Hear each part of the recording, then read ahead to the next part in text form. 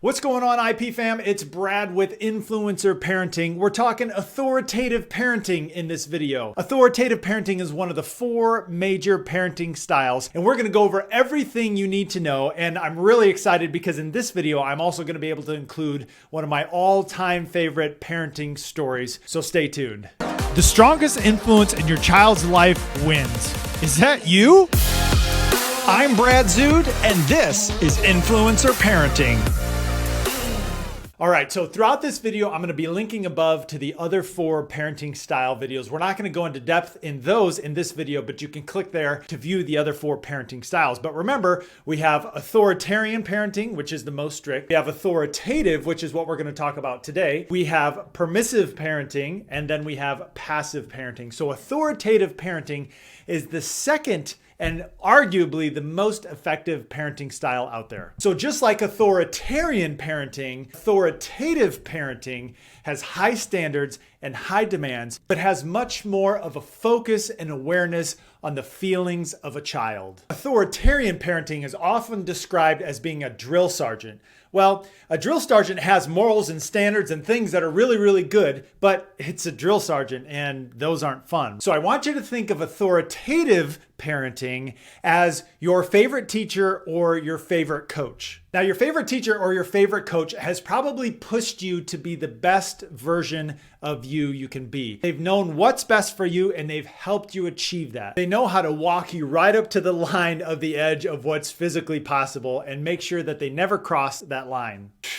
Thanks, coach. I know you're watching. Look, golf and tennis are real sports, okay? Authoritative parenting is also good because it keeps mom and dad in their role as parents and it keeps children in their role as children. Permissive parenting and passive parenting says, hey, we're both equals, we're both best friends, let's be friends, right? Authoritative holds the standard of, I'm older than you, I'm wiser than you, you're younger than me, you're less experienced, and because I love you, I want to pour all my wisdom and life experience inside of you. Authoritative parents take time to teach their children what to do, but the why to do it. They don't just run out like authoritarian parents and say, get this done and I don't care how, right? You better have this done.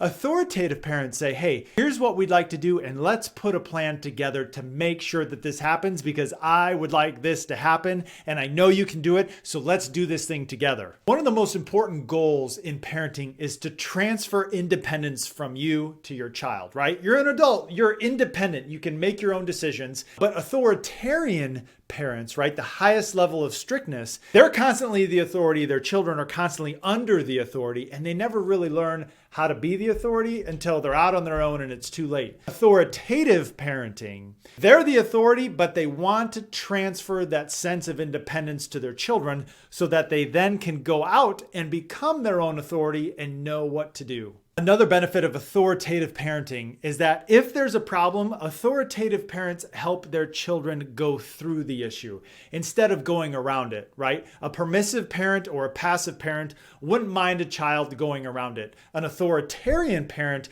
would say, I don't care what you do, just get to the other side of that issue. Authoritative parents want to take time to help and teach and instruct their children to go through issues so that they learn and they become better people in the making.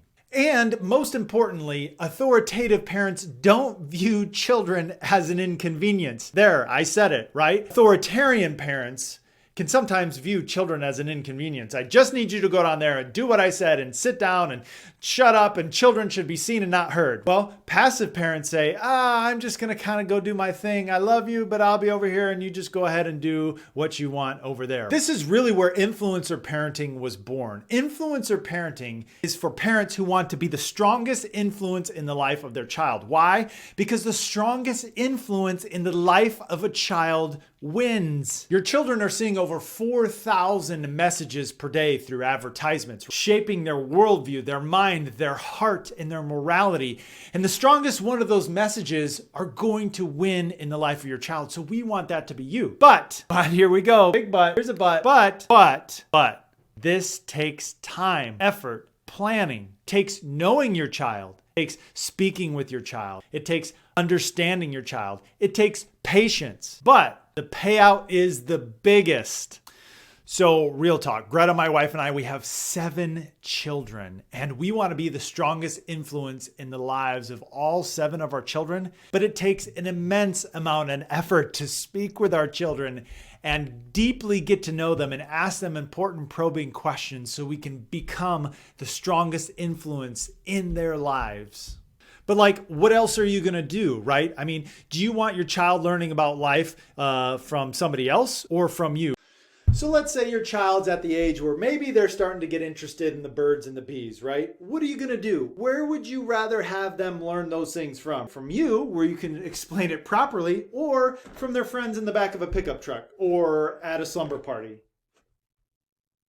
Sidebar, think back on where you learned about the birds and the bees, and maybe that could be a good indication to you on what type of parenting style your parents were. Regardless of all that, authoritative parents can have an influencer relationship with their children to where their children are bought in and know and understand that their parents are doing what's best for them. So I'm going to tell you my most favorite parenting story ever. See, at influencerparenting.com, we work with thousands of families all over the world. And we've been working with Angie, and Angie has a 3-year-old son. And Angie took her 3-year-old son over to her friend's house who just got a new dog. And their 3-year-old, what do you think he did? He immediately was intrigued by the dog. He ran up to the dog and started pulling the dog's ears, pulling his tail, feet, just massively inappropriately interacting with this dog. So what do you think Angie did? And she ran over there and says, no, no, no, no, no, you're in trouble. Come over here and sit down, all this kind of stuff. And so Angie's telling Greta and I this story, and she said, did I do it right? Like, did I react properly? Was that okay? What should I have done?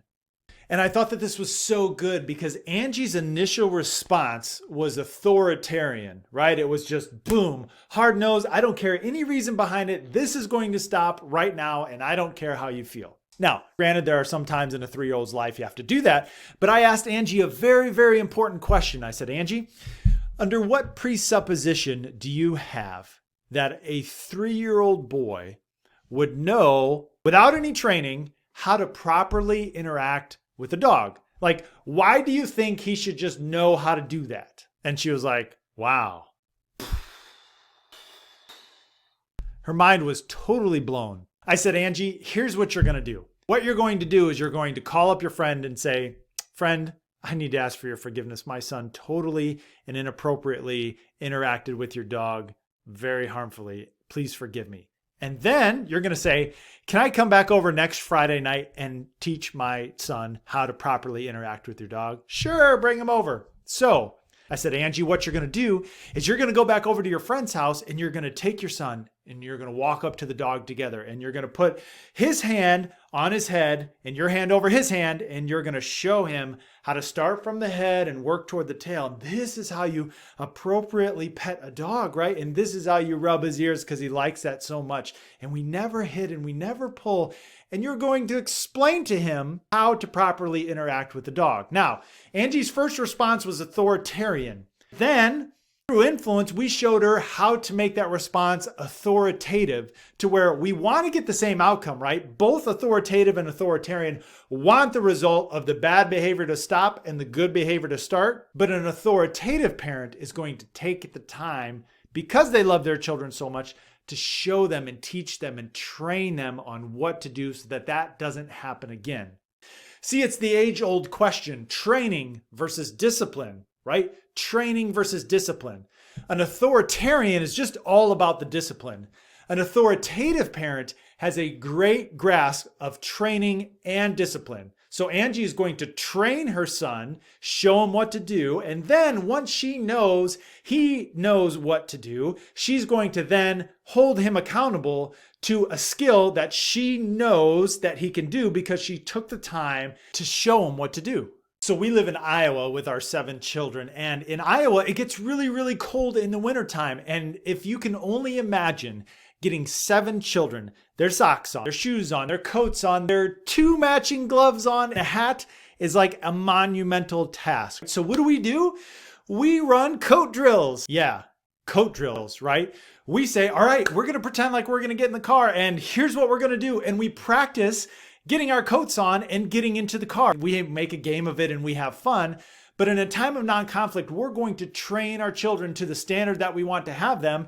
And then we know how to do it. So then next time when we say, hey, get your hat and coats and shoes on, we know they know exactly what to do and they can perform the task. All right, you got to remember this. The only thing harder than training your children is not training your children. Let me say that again so this sinks in. The only thing harder than training your children is not training your children. So when you do that, it has the highest payoff, and it's actually easier than not training your children. All right, so if you're nodding your head to the beat at this point and you're like, oh my gosh, Brad, this is amazing stuff. Congratulations. Welcome to the IP fam, right? You need to hit the like button and you need to subscribe and turn on the notification bell because we're going to help you on this channel become the strongest influence in the life of your child. And I don't want you to miss out on any of our free training. Better go call my coach. Yeah, coach, just really wanted to say thanks.